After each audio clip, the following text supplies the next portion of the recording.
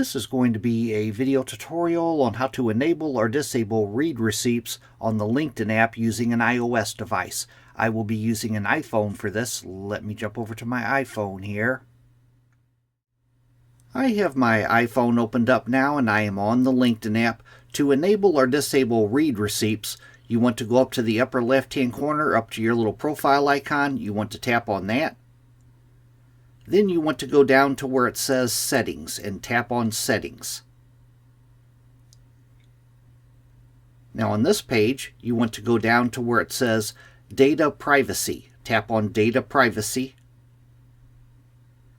Then you will scroll down to where you see the Messaging Experiences section, and right down here, Read Receipts and Typing Indicators. Tap on Read Receipts and Typing Indicators. And it says choose whether you want to turn on read receipts and typing indicators. By default, it's probably toggled on as you see mine is, but to disable that, you would just toggle this off.